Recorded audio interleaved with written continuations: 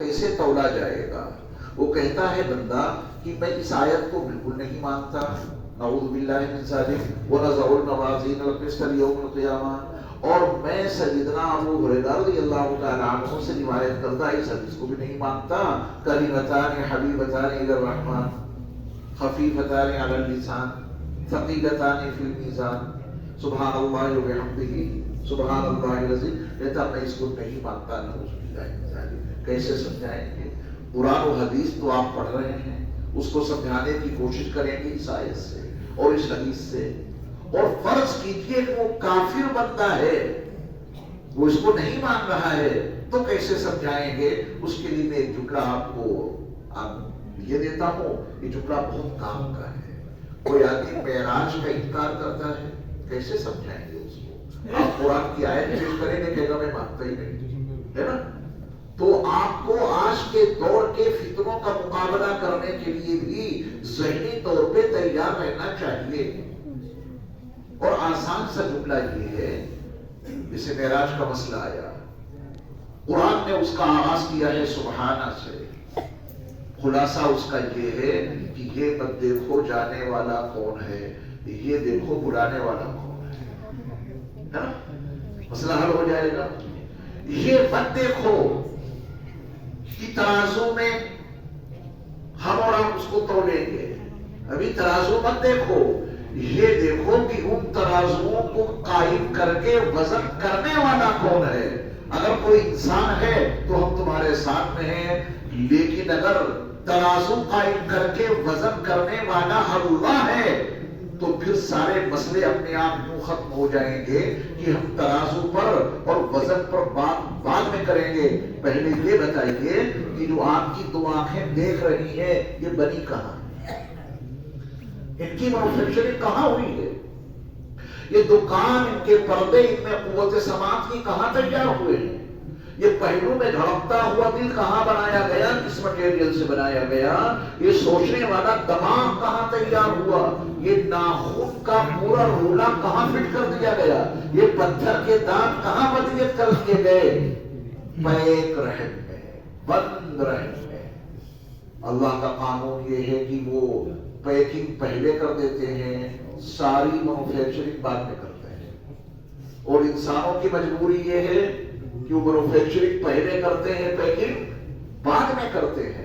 تو اگر انسانوں کی ذمہ داری ہوتی کہ ترازو لگا کر تم اعمال و اقوال کو تولو، نہیں تول سکتا ہے انسان، ہم تمہارے ساتھ میں ہیں، لیکن اگر یہ ذمہ داری ہمارا اللہ لے لے تو پھر یہی عقل کیوں استعمال کر رہے ہو؟ ہمارا سوال یہ ہے کہ یہ بتاؤ، یہ دیکھتی ہوئی آنکھیں کہاں بنی؟ ماں کے رحم میں۔ کتنی تاریکیاں تھی وہاں؟ 3۔ يخلقكم في بطون أمهاتكم خلقا من بعد خلق في ظلمات 3۔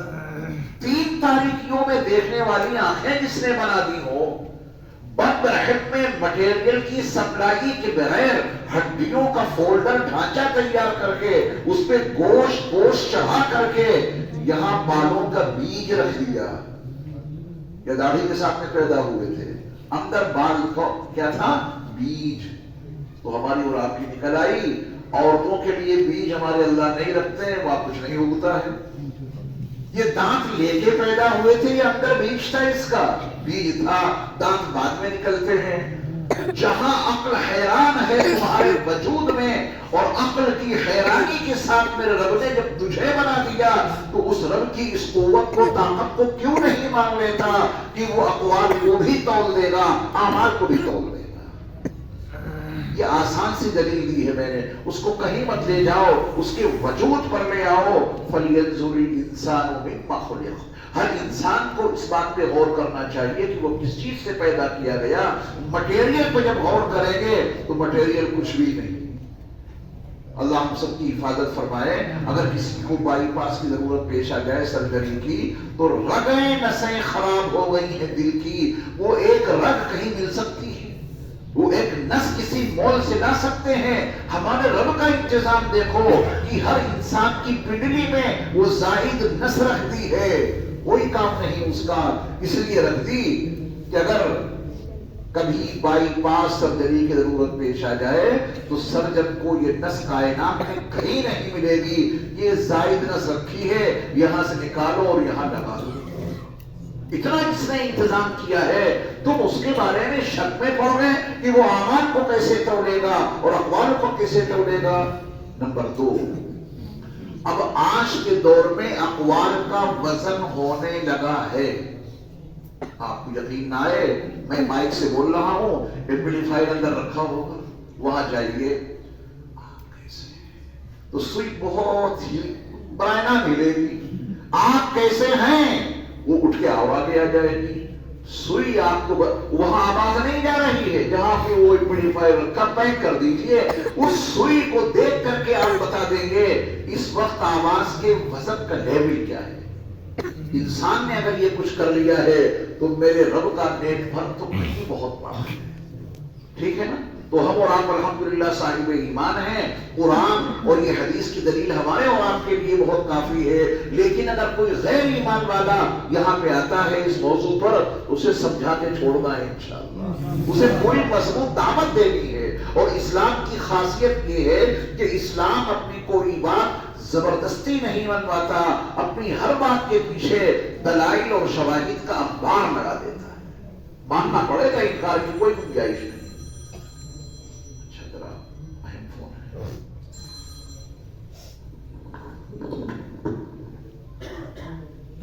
السلام علیکم۔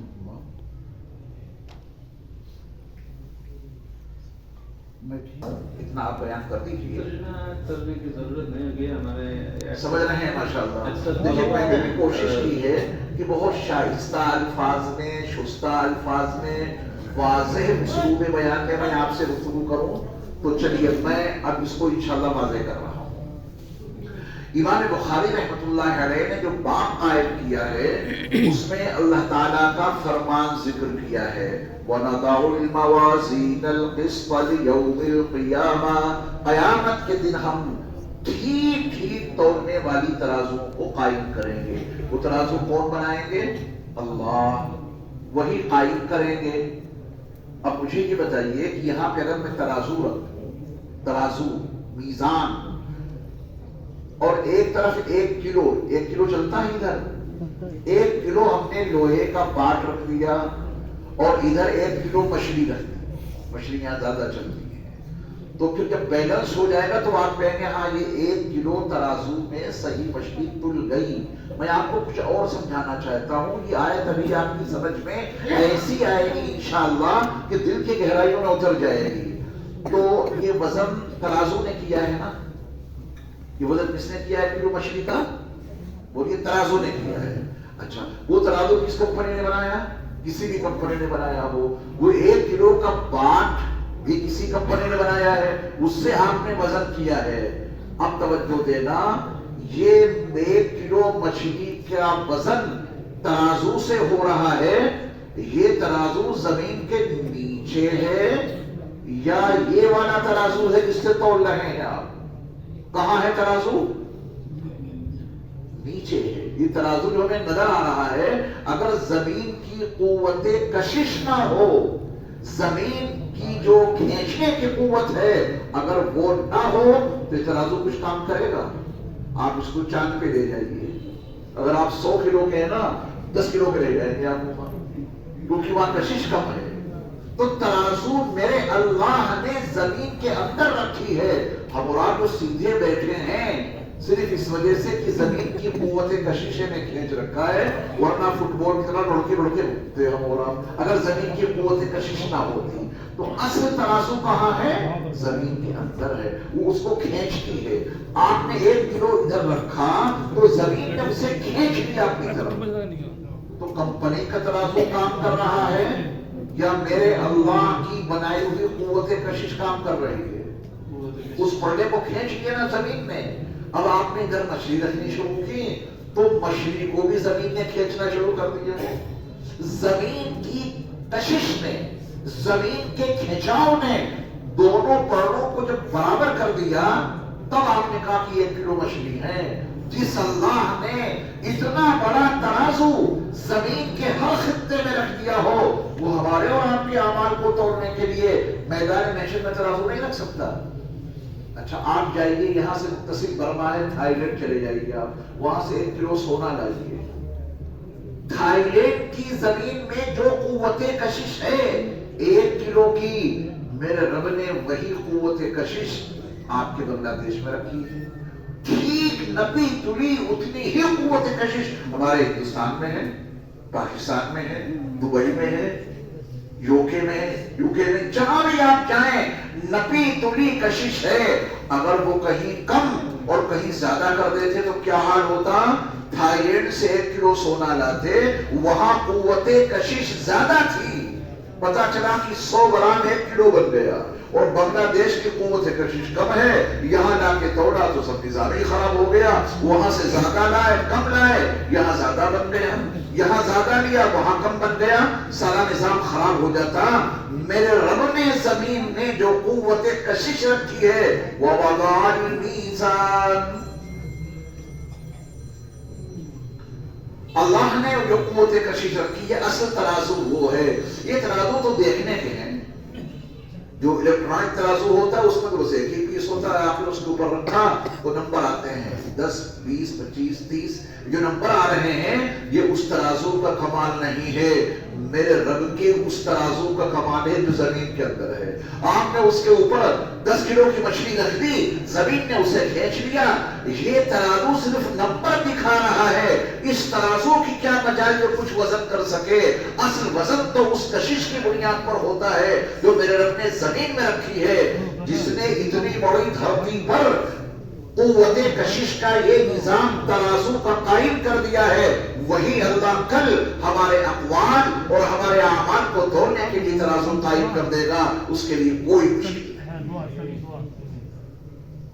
اب جو یہاں پر لغوی بحث ہے ہم اس میں جائے بغیر آیت آپ نے سمجھ لی کہ اللہ کا بیان ہے، ہم رکھیں گے، کسی انسان کا بیان نہیں ہے۔ کچھ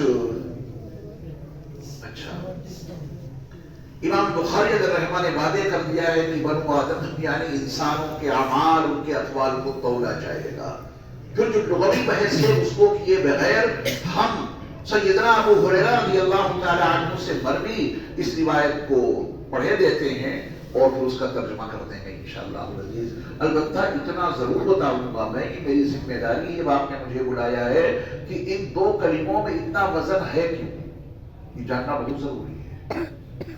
یہ تو معلوم ہے کہ آپ کے 2 کلمے ہیں بہت باوزن، زبان پہ بہت ہلکے پھلکے ہیں، میں آج کے درس میں یہ ضرور بتا کے جاؤں گا آپ کو انشاءاللہ ان 2 کلموں میں اتنا وزن ہے کیوں۔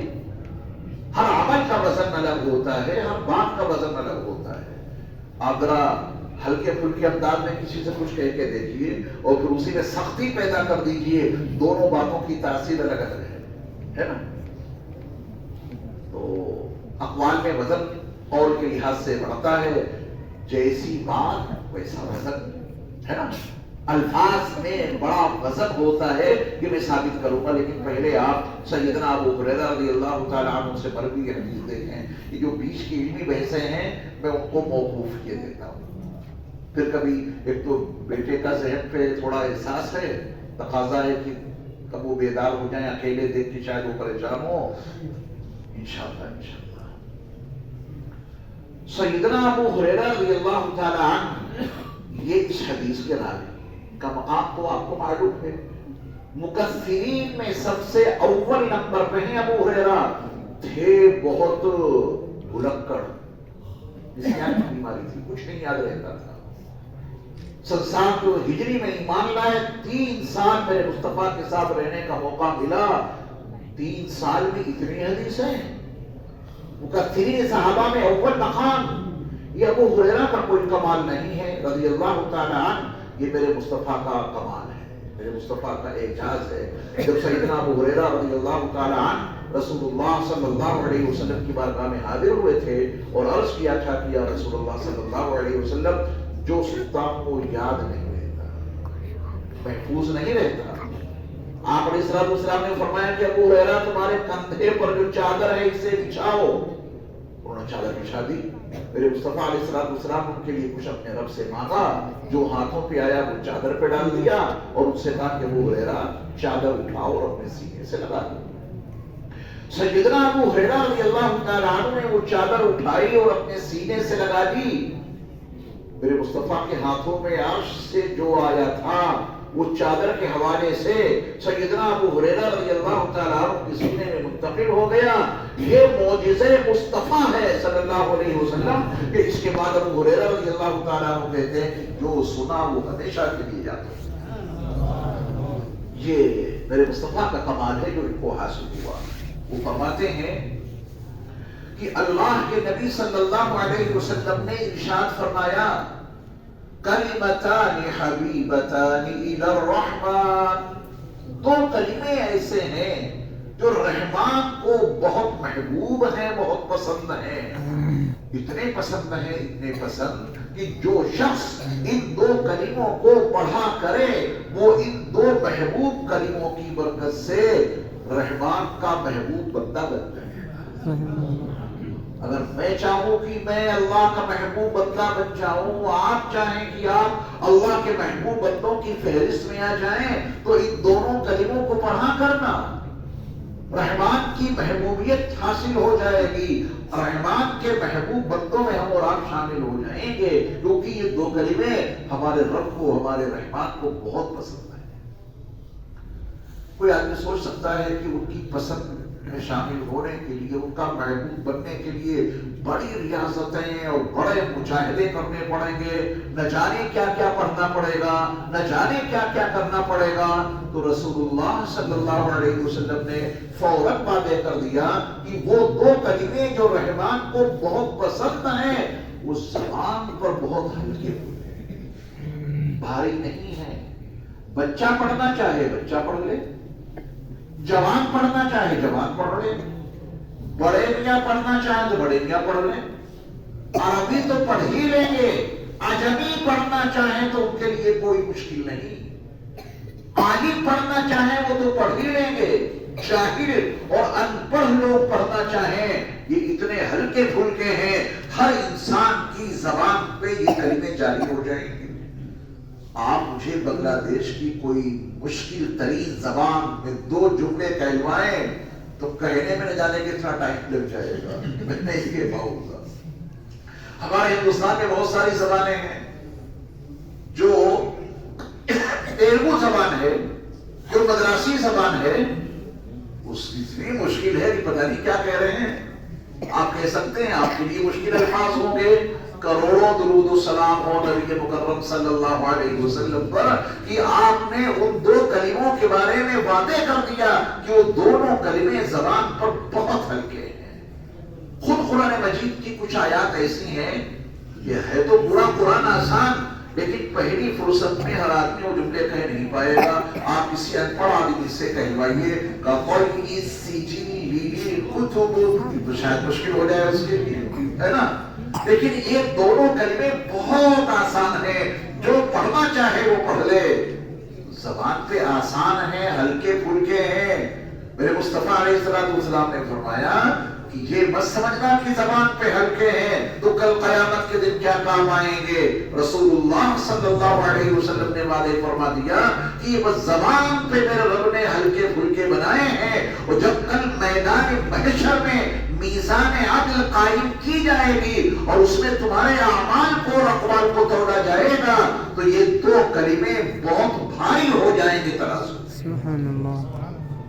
ثقیلتان فی المیزان, ترازو میں بہت بھاری ہے.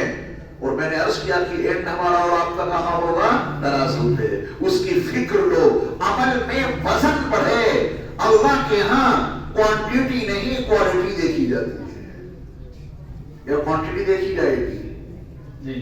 صبح سے شام تک نمازیں, نہ رکوع صحیح نہ سجدہ سے, یہ چوری کر رہے ہیں, بدترین چوری کے ساتھ میں نماز پڑھا.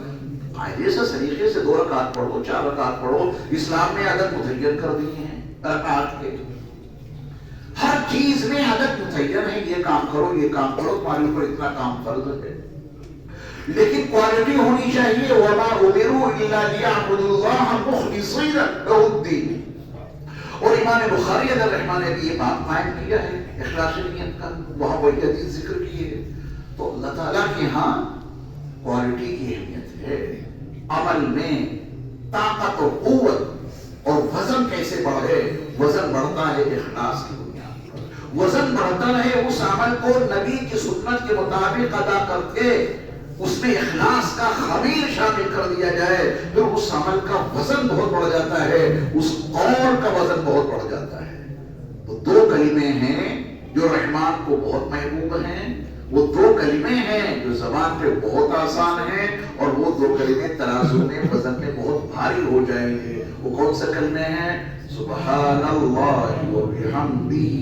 ایک کلمہ سارے ساتھی پہ ہیں. سبحان اللہ و بحمدہ، سبحان اللہ العظیم. پہلا کلمہ ہے سبحان اللہ و بحمدہ، اور دوسرا کلمہ ہے سبحان اللہ العظیم. یہ دونوں کلمے رحمان کو بہت محبوب ہیں، یہ دونوں کلمے زبان پہ بہت آسان ہیں، اور ان دونوں کلموں کا وزن بہت ہو جائے گا جب ترازو میں میزان عدل میں اعمال و اقوال کو تولا جا رہا ہوگا. وزن بڑھ جائے گا، بالکل بڑھے گا. جب ہمارے نبی